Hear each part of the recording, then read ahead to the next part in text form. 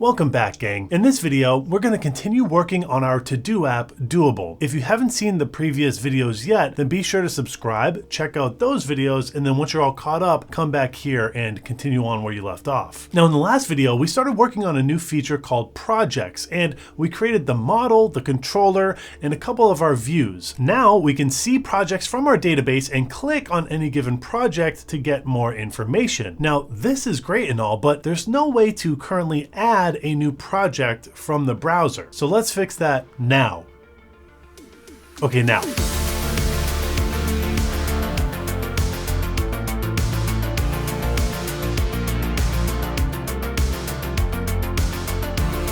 Okay, quick, let's try something. Let's go to our browser and type localhost 3000 project/new. Now, of course, when we're trying to create a new project, we want to go to the /projects/new route. That feels like the obvious place to go. But of course, just like the previous video, we hit an error. And we hit this error because Rails doesn't know what to do with that URL yet. We haven't told it what to do when someone visits /projects/new. So let's go ahead and fix that right now. And once again, just like our previous video, we are going to open config routes.rb and add this line, get /projects/new to projects #new as new project. Okay. This is doing a few things. Now this line tells Rails that when someone goes to /project/new, we want to go to the projects controller and hit the new action. This is very similar to how we approached this problem in the previous video. And at the very end of this line, the as new project gives us that helper method new project path that we can use in our views later. Now you might have noticed that these routes are getting a little bit messy here. Why can't we just use resources projects like we do at the top here? Well, we're being explicit for learning purposes, so don't worry, we're gonna clean this up in a little bit. Okay, and if you've been following along, you know that just like our previous video, we want to add this new action to our controller. So let's open up our projects controller and we can define the new action in our projects controller. And inside of our new action, we can set a new instance variable at project equals project.new. So we're not saving anything yet. We're just setting up a new blank project instance in this action in our controller. By instantiating it here, we're making our lives a lot easier when it comes to build the form, and you'll see why in just a second. Okay. 1 second's up. Let's go figure out why we just did that. So let's create our new view for this new action. Inside of our app views projects directory, we can create a new file called new.html.erb. Once again, this mirrors the name of our action. The action is new, the file is new.html.erb. And then in this file, once again, so you don't watch me write every single character onto the screen, I'm gonna paste a little snippet of code here. Okay, you ready? 3, 2, 1, and paste. Whoa. What is this? Well, if you're familiar with raw HTML forms, you might expect to write something like this. We have a form tag with an action, we have our input, and we have our submit button. But with form with, Rails builds all of that for us. It figures out that the form should submit to /projects. It sets the method to post. It formats the field names the way that Rails expects, which is very similar to this form down here, project with name inside of square brackets. And it adds hidden fields behind the scenes for things like CSRF protection. Now, all of this is possible because we passed in the project instance variable from our controller that we set right here. We set project to project.new, and now that is the instance variable we're using. Rails uses this object to generate a form tailored for creating a new project without us having to do any extra setup. So let's delete this extra code here that I don't need. Okay, so now let's go back to our browser and go to projects/new.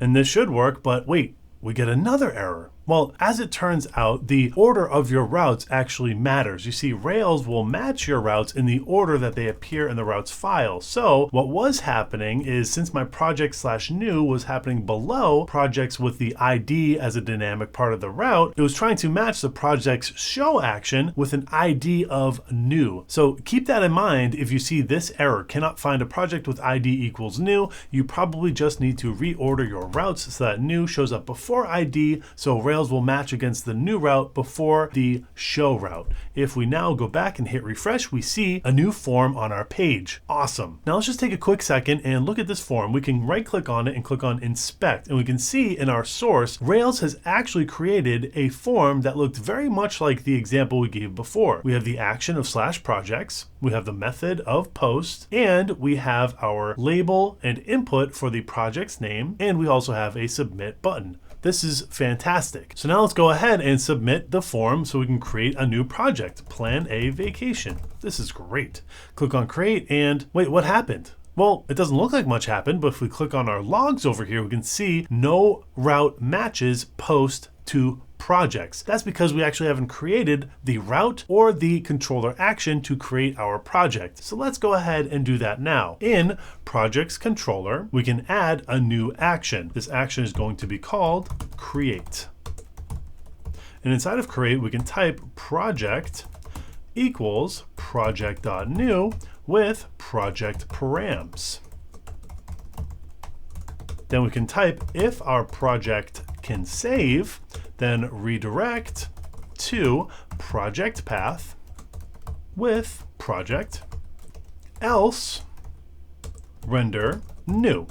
End. Make sure those are formatted nicely, and there we go. Okay, so let's break this down really quick. You see, when someone submits our form, Rails will send a post request to /projects with the form data inside. We're passing that data to project.new, but not directly from params. Instead, we're calling a method project params. So let's pause here because that part might feel a little bit mysterious. So think of it like this. When Rails receives form data, it wraps it up inside of a bag labeled with the model name. In this case, the bag is called project, and inside that bag are all the fields from the form, like the project's name. If you could see it as a Ruby hash, it might look something like this. We have a project, and inside of project, we have an attribute called name, and that name has a value of plan a vacation.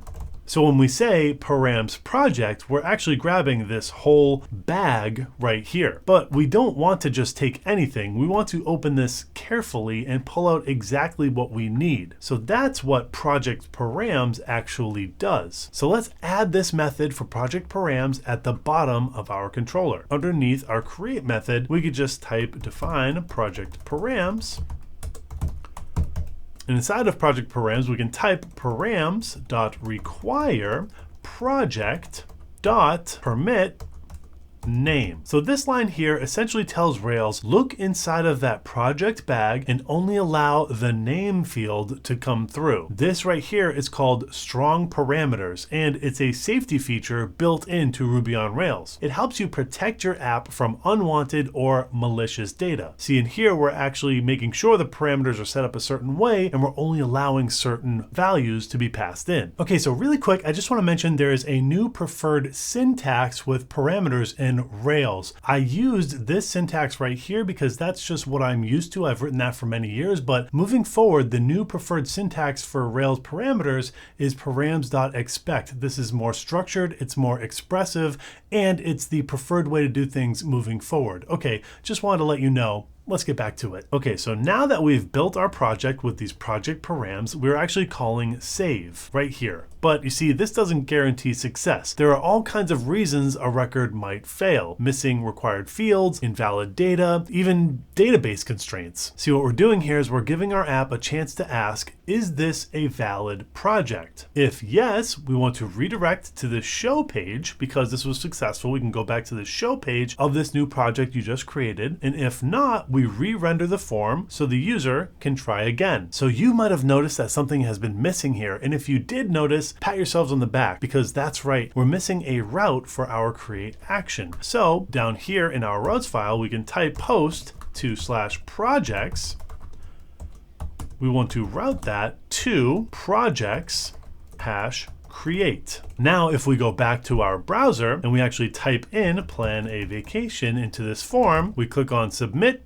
And there we go. We actually submitted our data. It is now in the database, and we just got redirected back to that show page because this was a successful save of this project. That's awesome. But there's an issue here. You see, any project is a valid project right now, and that's because we haven't added any validations yet. So let's go ahead and do that right now. So now let's go to our project model and add a validation. We want to make sure that we validate that a name actually exists before we save this project. So we can type validates name presence is true. This is some really awesome plain language we can use here to actually write validations for our models. But what exactly does this do? Well, let's go back to our trusty tool, the Rails console. Let's type in Rails C in our terminal, and let's just play around with this a little bit. You see now, if we create a new project, and let's just create it without any attributes whatsoever. It's just a new blank project. If we try to save this project, we get a false for saving the project. But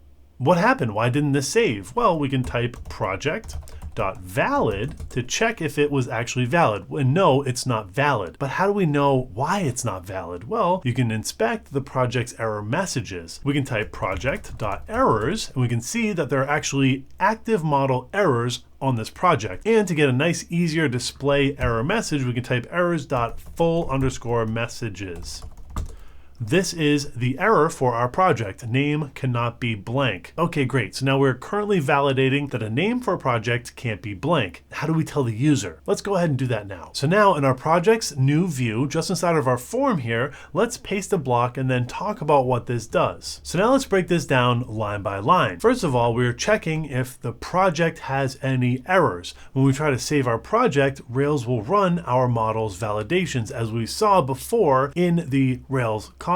If any of them fail, like missing a name like we added, Rails will automatically add those to the model's errors object. Again, this is the thing that we saw in the Rails console. Now, we didn't have to write any of that code. Rails just handles that for us. It's part of its built-in validations, and it's amazing. Next, we pluralize the project's errors count. Pluralize is a nice Rails helper that takes care of the wording. If there's one error, it'll say one error prohibited this project from being saved. If there are multiple errors, it'll say 2 errors prohibited this project from being saved. It's just a nice way to sort of get plain language onto the screen. It's a tiny deal, but it's big polish. Now let's go to line 8 here. You see, Rails just doesn't store the errors, it'll give you a friendly message as well. This line will loop through them and print them out. And again, we looked at this in our bin Rails console. We have an array of error messages. And we checked this out in our Rails console earlier. We know that our project will have an array of error messages. And these messages are generated based on the validations in our model. And now that we have this block of code here in our form, we want to actually tell the browser when there was an error that the project could not be saved. So when we call render new down here, we also want to add a status, and the status should be unprocessable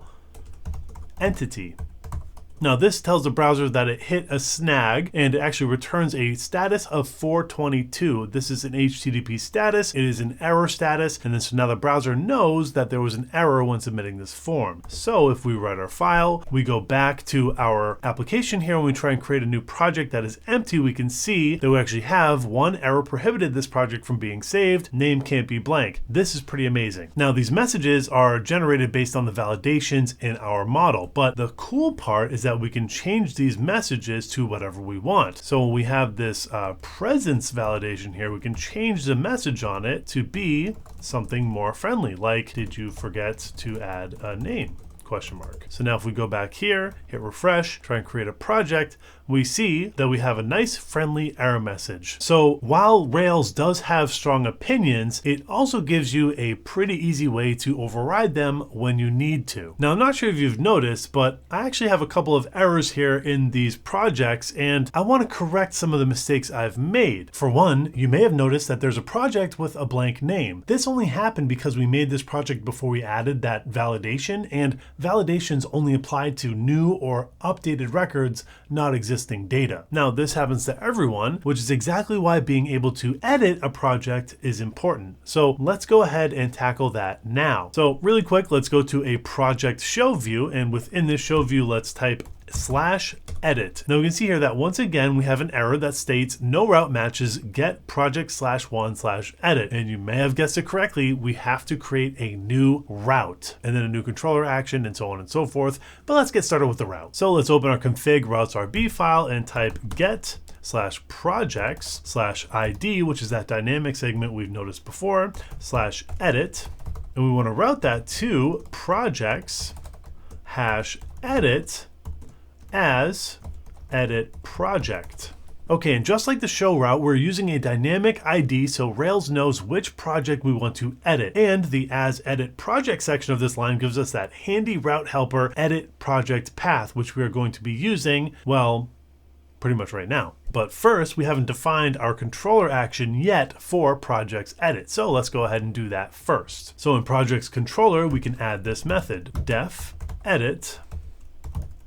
And within edit, we want to type project equals project.find params ID. Now this is the same idea as the show action. We want to find the project by its ID and we want to store it in an instance variable so that it's available to whatever view we want to make. So now let's create the view for our edit action, and that is, of course, as you could imagine, in views projects. We want to create a new file called edit.html.erb. Okay.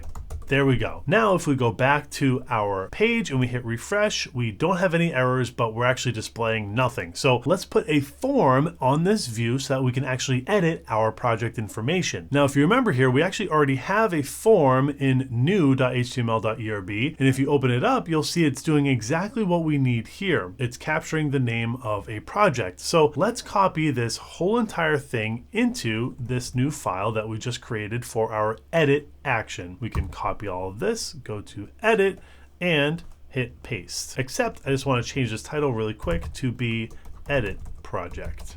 There we go.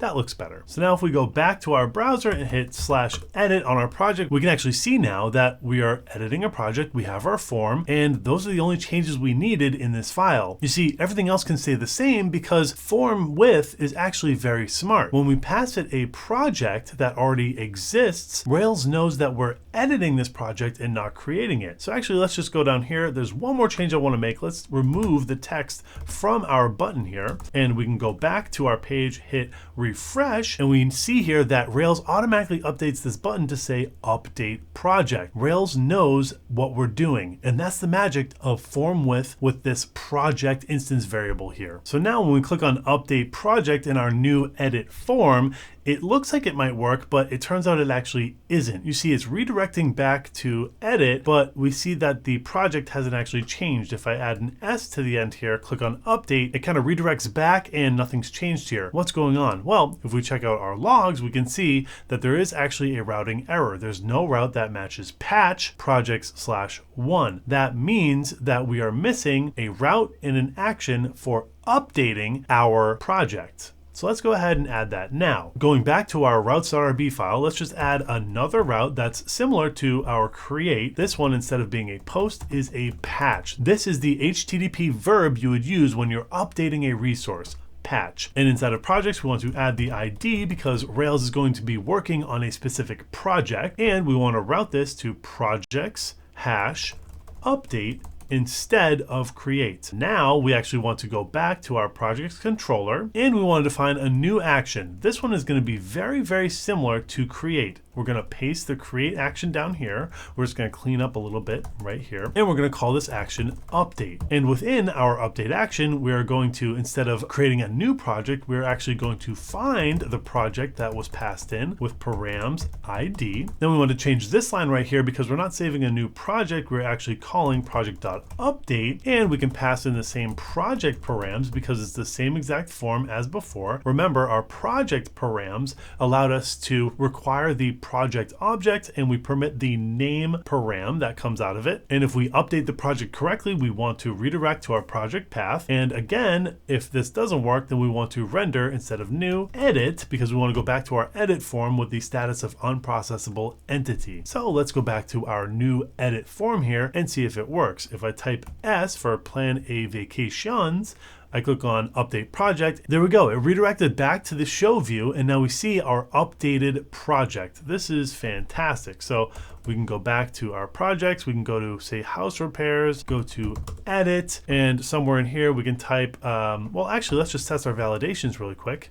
We can click on update project, and of course, our validations work as well. So this is fantastic. Rails is super smart about handling these forms, these parameters, and it just all works really, really easily. But if you've noticed something, our edit and our new view have essentially the same exact form. It has the same input field, it has the same error messages, and everything's the same. So you might be wondering to yourself, isn't there a better way to reuse this logic, this code? I don't want to have extra lines of code if I don't need them. And you know what? That instinct is spot on. You see, in programming, there's a principle called DRY, and it stands for don't repeat yourself. It's all about avoiding copy-pasted code, especially when you know the two versions will always be the same. So here's the real question. How do we dry up some ERB code that we know will be the same? And you know what? Rails has a great answer for this. It's called partials. Now, a partial is really just a small reusable chunk of Vue code. And now we're going to create one to hold our form. This will make it a lot easier to reason about the code here. So in app Vue's projects, let's make a new file called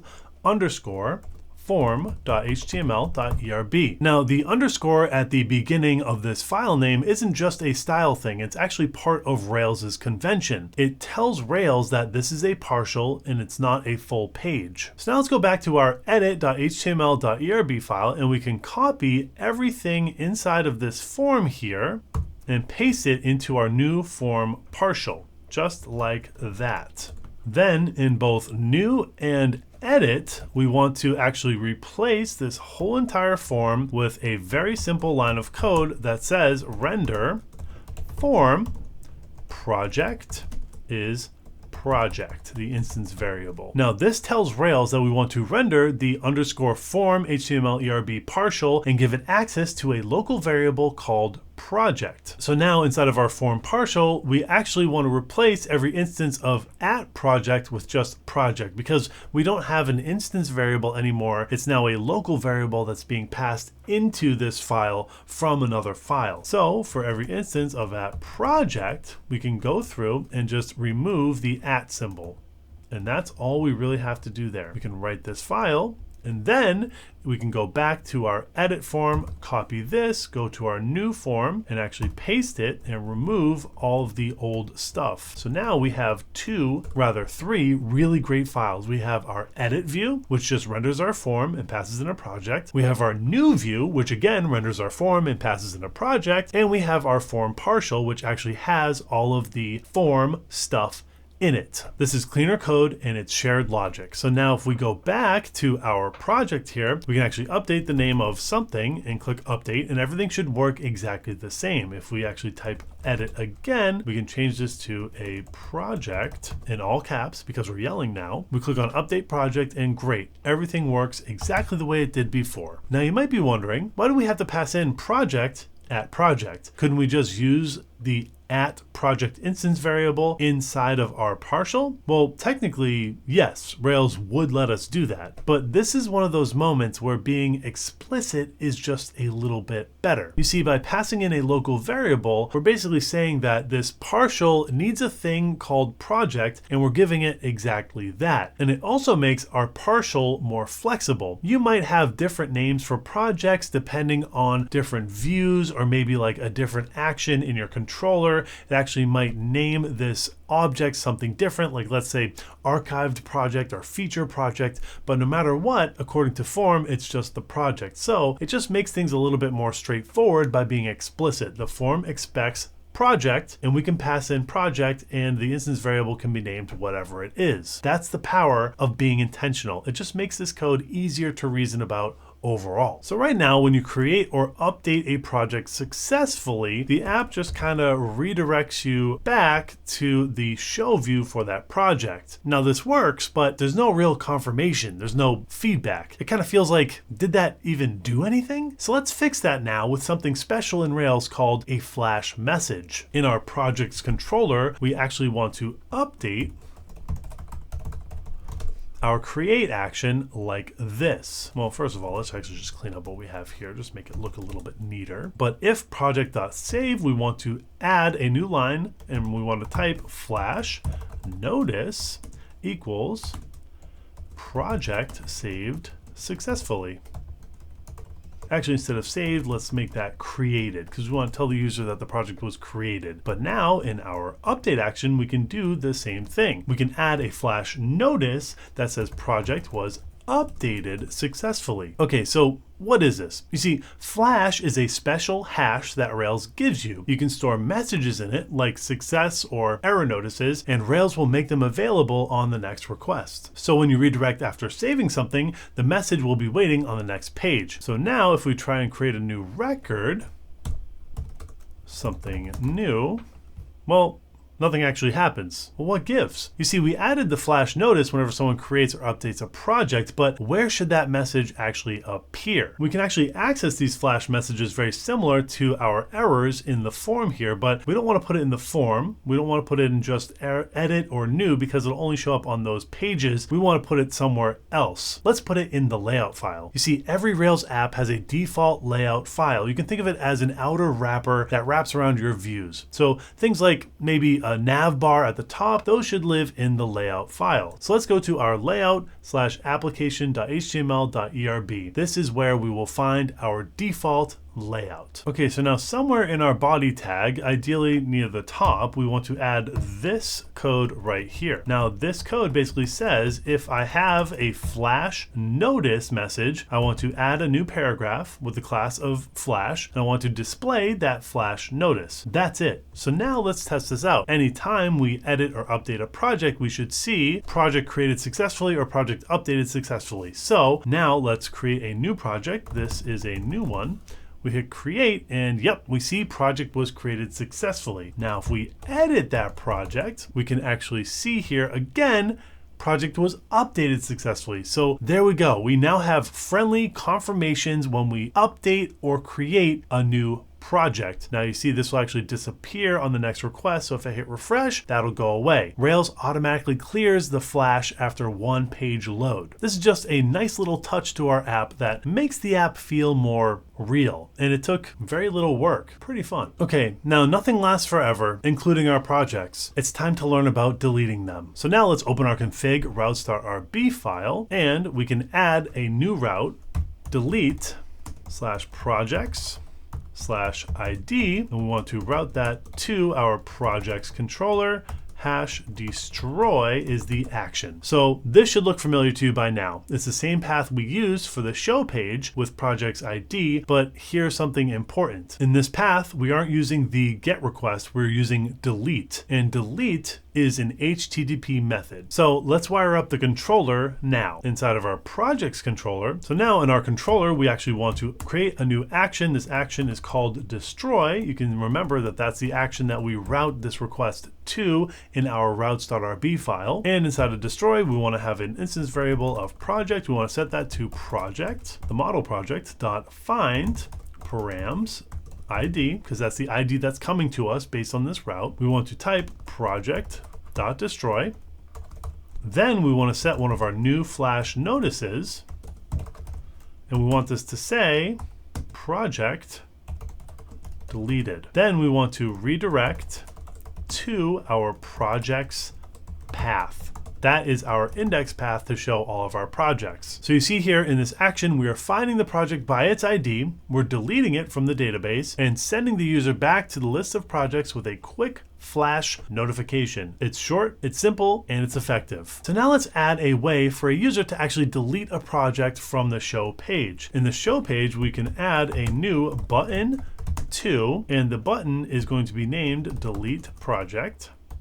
And we want to route that to the project path with our project instance variable, so it has that dynamic ID. And we want to make sure the method is not a normal get request. This is a delete request. And there we go. This is our deletion for a project. If we go back to our page, hit refresh, click on delete project, we can see that the project was deleted. That is our flash notice message, and the controller worked and everything works. We see that project is now no longer in the list of projects. Awesome. Okay, so now at this point, we've added 6 custom routes, one at a time. And you might be thinking, isn't there a way to say, hey Rails, I want all these basic project routes. I don't want to have to handwrite every single one of them. Well, you see, there is. and it's one of Rails' most helpful conventions. Let's just grab all of these project-related routes and go ahead and delete them. That's right, we can remove them and just replace them with resources projects. This single line gives us 7 routes automatically. Every single route that we just deleted,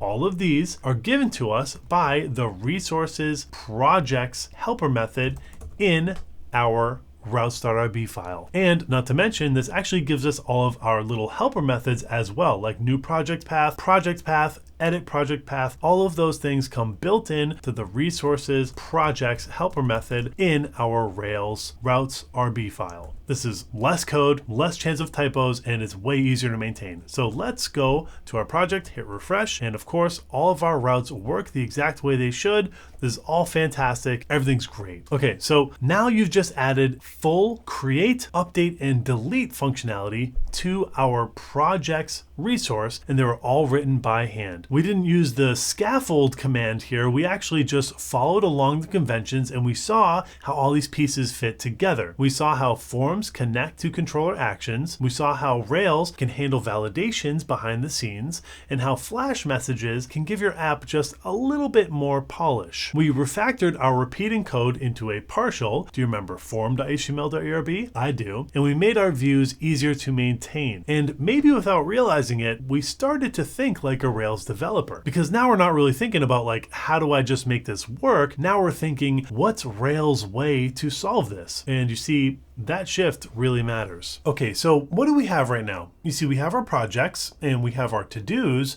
but everything feels a little bit light. So in the next episode, we're going to add a couple more features to our application, but while we do that, we're going to talk about and explore Active Record. So stick around, I'll see you there, and hey, thanks nerds.